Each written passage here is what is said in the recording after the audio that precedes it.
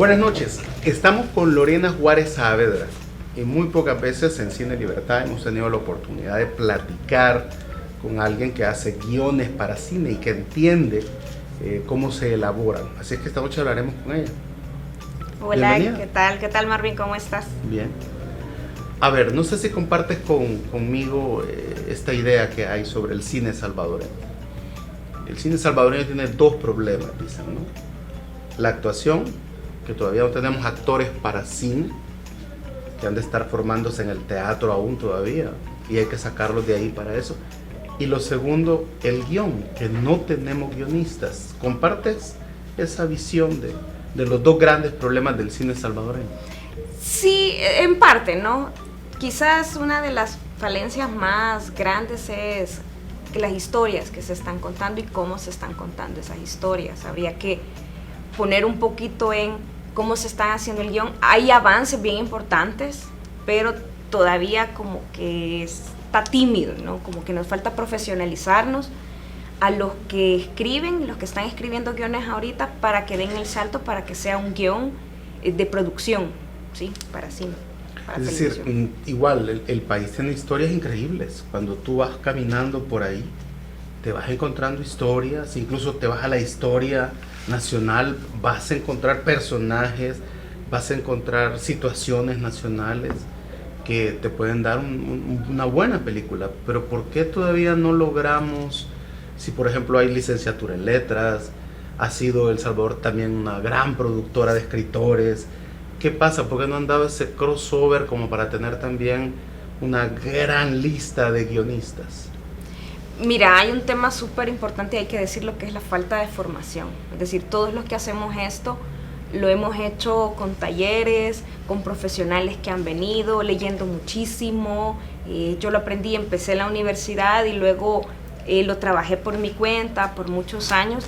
Y eso también incide con el poco conocimiento que en general tenemos sobre nosotros mismos. O sea, nos está costando situarnos en este territorio históricamente, y eso te lleva a estar un poquito alejado de cuáles son las historias que quiero contar, cuáles son las historias que puedo reconocer en mi entorno y las que también me interesa contar. Es decir, hay una necesidad, como te decía, hay una necesidad creativa de muchos realizadores de contarse ellos, de contarse su situación.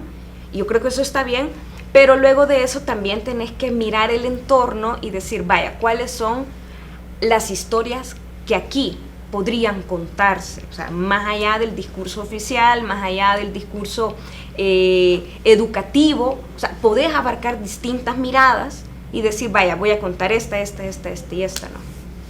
¿Tú cómo inicias a escribir un guión? ¿Cómo empiezas? Fíjate que depende. Usualmente trabajo de manera muy estructurada. Empiezo con cuáles son los límites técnicos creativos de si es cine o si es una serie de televisión. Empezamos por la cabecita, ¿no? ¿Esto para qué es? Esto es para tele. ¿Esto para qué público es? Infantil, adultos. ¿Cuál es la duración? ¿Esto es episódico? ¿Es un largometraje? Entonces, todos esos límites técnicos te van fijando el modo de cómo construir lo creativo. Vaya, este tipo de producto es contenido de ficción o es un contenido que debería o es un contenido histórico. Entonces, todo eso en toda la preescritura, que así se llama, te va llenando de información. Y yo trabajo con muchísimos esquemas. Entonces, lleno carpetas, hago carteles, veo cuál es la estructura con la que voy a trabajar, si es aristotélica, que es la más recomendada para públicos infantiles, o si la voy a hacer en modular, segmentada, depende. Entonces yo ya voy decidiendo más o menos hacia dónde voy, y trabajo con escaletas. Entonces, llegar a la escaleta supone que has platicado con mucha gente, has investigado, has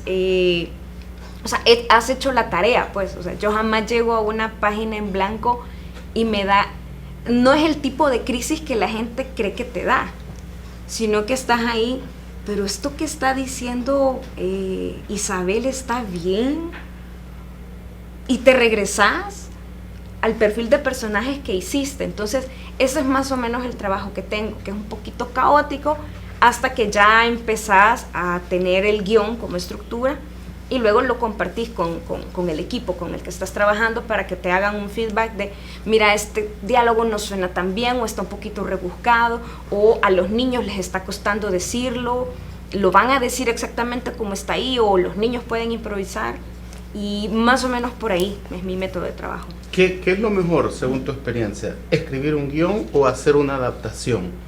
Por ejemplo, decíamos, en El Salvador hay muchos escritores que ya de alguna manera te han adelantado esa tarea de investigación.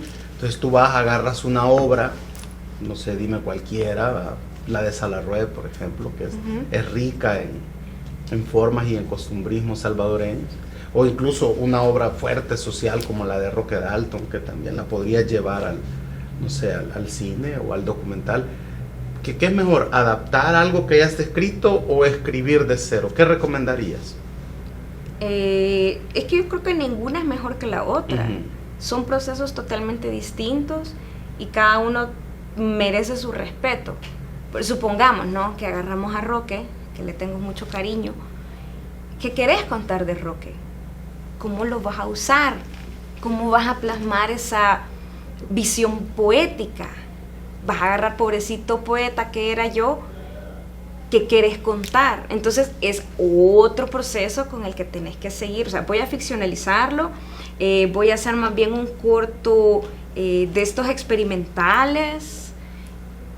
¿Qué vas a hacer? Entonces es totalmente distinto. Yo disfruto los dos. En el 2016 hice una adaptación de Sueño de Robot de Asimov. Yo me la pasé súper chévere, porque fue bien bonito, porque era cuento y lo pasamos a teatro. Entonces hay toda una escena que es mía, que está en medio de esa grandeza que es Asimov, y fue súper divertido, porque era tomarte la licencia creativa de, bueno, Asimov terminó así el cuento, pero la obra no puede terminar así, necesitamos una tragedia porque si no, no funciona el final. E incluí eso. Entonces es distinto, ninguna es mejor, son procesos que puedes tener, es bueno tener esas experiencias. Ahora, a mí me gustaría que me ayudaras a entender, por ejemplo, las tecnologías. Ustedes en Tamborina hicieron un experimento muy interesante, que es la de incorporar la multimedia al teatro, lo cual te felicito, aprovecho para felicitarte. Yo vi su obra, pero no había podido felicitarte. Gracias. Pero esto me lleva a mí a plantearnos una pregunta que me imagino más de alguno de los televidentes también pueda haberse hecho alguna vez. ¿Qué diferencia hay, por ejemplo, entre el guionista, como entendiéndolo como un generador de contenidos, como por ejemplo con los youtubers o los influencers, ¿verdad? El ingreso del multimedia al teatro? ¿Qué diferencia hay entre eso que vemos en redes, que es de consumo cotidiano, incluso varias cosas en el día, que tienen que estar produciendo? Incluso se puede llegar a la mala calidad, se puede llegar más al volumen, se puede llegar a la estridencia, a la mentira, a la exageración, al insulto, al bullying, para generar, audiencias, like, ¿verdad? Monetización dentro de las redes, que también existe. ¿Qué diferencia hay con esos generadores? Porque así se suelen llamar ellos, generadores de contenido, con el caso con el guionista o el adaptador para cine. Mira, una principal diferencia es la estructura con la que trabajas, que una es profesional, si vos lo entendés en su palabra en sí misma, es decir, vivimos de esto, con las reglas que supone hacer cine. Y lo otro es vos mismo sos tu productor, vos mismo sos tu seleccionador de contenido, y muchas veces vos mismo sos el camarógrafo y el editor. De pronto tenés un amigo que te hace las gráficas. Entonces, ¿y cómo se consume? Porque todo lo de los youtubers es para consumir en una pantalla pequeña. Entonces, por eso son lentos, por eso tienen las características que tienen, porque lo consume público joven y están hechos solo para ser escuchados, porque estás haciendo 2 o 3 cosas, actividades al mismo tiempo en lo que estás escuchando al youtuber, o las imágenes son muy, muy, muy poderosas. Entonces eso, por un lado, ellos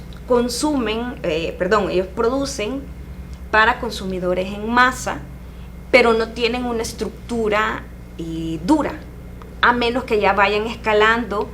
Y si te das cuenta, por ejemplo, hay algunos youtubers que ya tienen su pequeño equipo de producción y ya se van acercando al tipo de contenido que nosotros entendemos como de estos documentales de cámara en mano.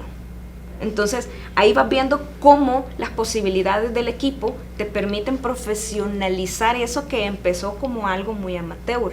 Y distinto es todo lo que nosotros trabajamos en cine, ¿no? O sea, la estructura jerárquica es muy fuerte y yo produzco mi guión, yo lo entrego y el productor y el director van decidiendo sobre cómo se va a hacer el casting. Entonces eso te genera otro tipo de producto y obviamente la calidad con la que generas eso. Tú eres docente universitaria, eres escritora, eres guionista. ¿Qué nos falta? ¿Cuál es la gran novela salvadoreña? La que no tenemos, pero que las encontrás en todas las sociedades. Por decirte algo, tú mencionabas ahorita a los rusos, ¿no? Ana Karenina, La guerra y la paz, Los hermanos Karamazov, por ejemplo. Son novelas que hablan de un país donde hay personas normales, comunes y corrientes, que se vuelven los personajes en ese gran país. ¿Qué es la historia que no hemos contado de El Salvador? ¿Por qué nos negamos a contar esa gran historia de El Salvador? Mira, ¿Qué crees que falta? Mira, yo creo que más que negarla, contarla, se está un poco negando leerla y reconocerla. Hay muchos escritores que están haciendo cosas bien importantes, por ejemplo Jorge Galán con Noviembre. Yo creo que esa es una novela contemporánea que sí o sí tenés que leer en bachillerato para entender por qué tenemos esta construcción de la posguerra. Y mira, cuando hablas de la gran novela también hay que tener en cuenta el contexto en el que surge. Es decir, no tenés un país lector. ¿Cómo vas a tener la gran novela si no tenés este país que le encanta leer? Es decir, esta gran novela debería ser esta con la que todos se identifiquen. Pero para eso tendrías que pensar en cuál es el canon literario que se está leyendo, es realmente el que querés construir como país. O sea, si vos pensás que quién pone el canon y si lo van a leer y si se van a identificar, porque mucho de lo que leemos en la escuela, los muchachos no se identifican porque no es la realidad con la que ellos viven todo el tiempo. Muy distinto es cuando vos lees otro tipo de escritores y escritoras en los que te toca, porque toca tu realidad. Entonces yo creo que están surgiendo cosas bien interesantes, ¿sí? Bueno, te has metido en un terreno que quiero preguntártelo entonces. ¿Y qué escritores contemporáneos deberíamos de leer? Porque nos han dicho siempre, tú y yo crecimos con eso, que el gran hacedor de la identidad nacional es Francisco Gavidia. Entonces, por lo tanto, digamos, leer Júpiter, ¿verdad?, que va a ser como la principal obra de teatro salvadoreña, o quizás la más expuesta a nivel internacional, Álvaro Menéndez Leal, ¿verdad?, con Luz Negra, por ejemplo, que han sido como, si tú quieres, esas dos grandes referentes en el caso de la dramaturgia salvadoreña. Pero la narrativa aparece, digamos, la poesía también está ahí en La Generación Comprometida. El conflicto armado nos va a dar esa literatura testimonial. Hablabas de Jorge Galán. Entonces, si pudiéramos hacer un listado para que nuestros oyentes, porque yo entiendo que escribir, yo escribo en periódicos digitales, una columna, formato blog, menos de 1000 palabras ya no te van a leer, claro. Entonces tenés que reducir a 1000 palabras, contar lo que vayas a contar en 1000 claro. palabras, pero también, entonces tenés que leer mucho más, parece mentira, pero si querés escribir un texto de 1000 palabras, tenés que haber leído mucho más para poder reducir en 1000 palabras y de manera claro. pedagógica ordenar algo. Entonces, un listado, tú puedes dar te puedes atrever a una consecuencia de que alguno se enoje porque no lo mencionaste. ¿Qué deberíamos de leer de autores contemporáneos, los chavos y chavas que nos están viendo, para poder entender El Salvador actual y que yo me sienta identificado? Y que incluso, fíjate que acabas de decir algo bien, en mi opinión, bastante revolucionario. Y es que no habrá ya que revisar si Alfredo Espino es el poeta nacional y también meter a poetas nuevos donde los jóvenes se vean reflejados en esa realidad, en esa atmósfera salvadoreña actual y poder entonces volverlos más lectores. Mira, hay que revisar el canon y hay que revisar qué quieres hacer con ese canon. Porque hay una visión de esto es lo que tenés que leer. Puedes leer lo que vos querrás. O sea, empezando por eso. Y luego, vos querés estudiar literatura. Si a vos te interesa literatura, sí, pasa por todo este canon. O sea, tenés que leer a los clásicos, a todos los que has mencionado, pero también hay que hacer una nueva visión, que eso es lo que la materia pendiente de cuáles son los autores contemporáneos que están contando cosas y que no se les ha hecho una revisión. No has mencionado... Pero Lorena Juárez tiene un niño de 15 años y le dice, ¿qué leo, Lorena? De contemporáneo, ¿qué le dirías a ese niño? Aquí está la palabra y piérdete. Por ejemplo, que lea cosas de Carlos Ancheta, que está haciendo cosas bien interesantes. Que lea poesía de Cecilia Castillo. Que lea Crisma, que es muy fuerte en sus estructuras.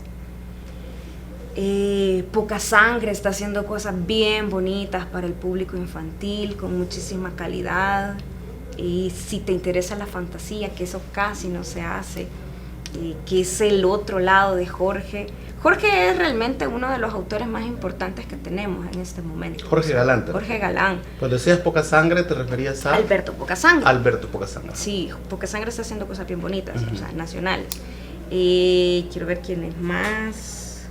Bueno, o sea, no podés no leer a Jorgelina Cerritos. Sí, no podés no leerla. O sea, de hecho deberíamos tenerlas en los salones, igual que Jorge, igual que Poca Sangre. No es salvadoreño, pero lleva 20 años aquí. O sea, toda la obra de Santiago Nogales sobre la salvadoreñidad, a mí me parece que es una de las personas que, por ser de fuera y estar aquí, mira con una extrañeza bien bonita y particular este país, y lo ha construido de una manera súper interesante, de la cual nosotros, porque estás inmerso en esta realidad, de pronto te cuesta. O sea, porque tú estás aquí y todo te parece normal. No así cuando tú vas a otro país y dices, ay, qué bonito aquí. Entonces te empiezas a fijar en esas otras cosas porque no te son cotidianas. A ver, se me quedan... Ana Escoto está haciendo unas cosas súper chulas también, aunque está radicada en México. ¿Qué escribe ella? Poesía. Tiene una columna súper chévere también. Quiero ver... Se me olvidan algunos otros, perdón. Claro, no, pero has dado un listado interesante que como punto de partida para quienes nos están viendo en Cine Libertad puede significar abrir una puerta y por ahí vas, ¿no? Esta es la gente que está súper activa, que gana cosas y que vos los lees y te da gusto de ver cómo están trabajando. No digo que los demás no, pero digamos es el tipo de trabajo que a mí me gusta muchísimo ver que lo están produciendo. Lo que te decía, que Jorge está trabajando fantasía, está haciendo una trilogía, y eso nunca se ha hecho en este país de esa manera en la que se entiende la nueva producción literaria. Entonces yo creo que eso es súper bonito para los muchachos de ahora, que, a mí me encanta Harry Potter, bueno, ahora tenemos La Ruta de las Abejas, y el otro que se me olvida cómo se llama, pero porque tiene un nombre raro. Bien, esto es para poder escribir, pero para hacer cine necesitamos ver películas también, ¿no? Mucho. Recuerdo que en mi materia en la universidad se llamaba Teoría e Historia del Cine. Entonces el profesor ha aparecido al principio del semestre con las 100 mejores películas que había que ver. Hay que verlo. Entonces sí, es 100 películas, ¿verdad? Entonces, Y eso es poquito. Claro. Él dijo que era para empezar, que él confiaba que después de ver estas 100 películas, nosotros íbamos a hacer un listado personal. Pero entonces, ¿qué películas recomiendas ver para poder hacer cine? O también pasar de ser, digamos, un entusiasta de la cinematografía a poder desarrollar ese gusto estético por lo que podríamos llamar el buen cine y reconocerlo del mal cine, ¿verdad? ¿Qué películas recomendás? Uno, por las 100 que te dejó tu profesor, que son las que ya todo el mundo, sí. O sea, las de Orson Welles, sí. O sea, las rusas, las japonesas, sí, mucho cine japonés, sí. Cine chino, los franceses, por supuesto. Por supuesto, películas francesas. Los mexicanos también, ¿verdad? Los españoles, por supuesto. Mira, sí, mucho cine. Pero, por ejemplo, yo veo cuando quiero trabajar cine nacional o cuestiones nacionales, veo ciertas películas como de los 60, 40, 30, es decir, me voy a las viejeras porque son las posibilidades narrativas que tenés en el país. Es decir, vos lo que tenés son locaciones, actores, o sea, no veo cine de ciencia ficción porque no tengo el presupuesto para hacer un set de ciencia ficción. O sea, primero por las condiciones de industria, entonces veo las de Cary Grant, o sea, Desayuno en Tiffany's, muchas viejeras, o sea, yo no sé. Y directores que, digamos, a la hora que tú te sentás a escribir guiones, decís, hombre, yo quisiera haber escrito esa película. Cuando ya hablas de escritores y guionistas contemporáneos, ¿verdad? O sea, tenés a los hermanos Coen, que son una cosa espectacular. Y varias argentinas, fíjate, cuando estaba estudiando cine en la universidad, en la materia de cine, yo hacía esto, conseguía la película y conseguía el guión. Entonces a veces veía la peli primero y luego veía el guión. Entonces eso hice con Kamchatka, que es la de Ricardo Darín. Entonces, claro, yo lo leí chivísimo el guión, ¿verdad? Y luego vi la peli como 2 días después y me gustaba más el final, como está en el guión, yo no lo hubiera hecho así. Claro, pero tenés las condiciones en las que el niño está en el lago y está haciendo frío, entonces no podés hacerlo como está en el guión, sino que tenés sus adaptaciones. Entonces ese tipo de cosas hay que hacer. Kurosawa, tenés que verlo. La Serpiente Verde, que me fascina, contemporáneas orientales, que esas serían súper bonitas para este país, ¿sabes? Porque este país tiene una riqueza mítica que poquito a poco va empezando a salir. O sea, tenés toda esta cosmovisión indígena, mestiza. Y una historia de 3.000 años, si te vas a ver una los historia de Lenca 3.000 años, y los Nahua Pipil. Chalchuapa. O sea, no es una historia de 200 años como república, no. Es de 3.000 años. Son incluso 3.000 años. Entonces eso es bien, o sea, tenés una riqueza que yo creo que eso nos está faltando explorar, ¿sabes? Porque, y para eso está como referente, yo uso mucho de referente, que lo usé para lo de los Guardianes Tepehuas, las pelis como Las Dagas Voladoras, que tenés una visión tan rara, tan mágica, que vos decís, pega con El Salvador. Porque aquí ocurren un montón de cosas, que es lo que la gente siempre dice, ¿no? Ay, ¿cómo es? El realismo mágico. Yo no, este territorio es así, de extraño, o sea, así de retorcido, o sea, casi que es crónica esto, ¿verdad? Entonces creo que eso falta valorarnos como potenciales personajes extraños de nosotros mismos, ¿no? Te agradezco, Lorena, por haber estado esta noche con nosotros. Perdón que me haya extendido. No, al contrario. Creo que hablar de guionismo, de cómo escribir, ha sido muy interesante para mí y me imagino que para quienes nos vieron. Chévere. Bueno, un gusto gracias. haberte tenido, espero no Gracias, sea la María. última vez. Bueno, ahí vengo otro día. Perfecto. Al regreso hablaremos sobre la película de esta noche.